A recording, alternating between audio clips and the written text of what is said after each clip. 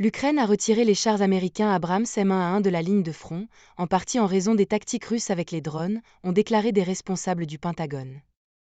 Les États-Unis ont convenu d'envoyer 31 Abrams en Ukraine en janvier 2023. 5 ont été détruits lors d'attaques russes. La prolifération des drones signifie qu'il n'y a plus de terrain ouvert où vous pouvez passer sans craindre d'être repéré, a déclaré jeudi un haut responsable de la défense selon The Guardian.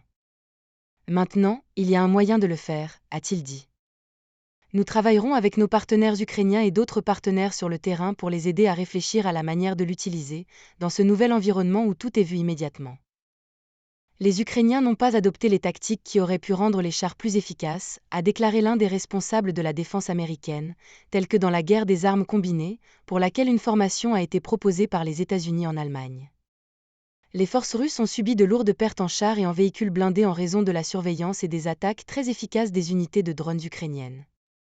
Les attaques intensives de l'artillerie, des missiles et des drones des deux côtés de la ligne de front Russie-Ukraine ont tué au moins 10 personnes et en ont blessé plus d'une douzaine, ont déclaré des responsables régionaux.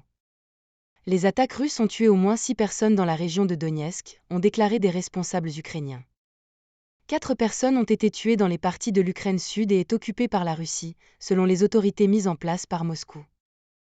La Chine doit cesser de soutenir la guerre de la Russie en Ukraine si elle souhaite avoir de bonnes relations avec l'Occident, a déclaré jeudi à Berlin le secrétaire général de l'OTAN, Jens Stoltenberg. L'année dernière, la Russie a importé 90% de ses semi-conducteurs de Chine, utilisés pour produire des missiles, des chars et des avions. La Chine travaille également à fournir à la Russie des capacités satellitaires et des images améliorées, a-t-il déclaré. La Chine dit qu'elle veut des relations positives avec l'Occident ? Ils ne peuvent pas avoir les deux.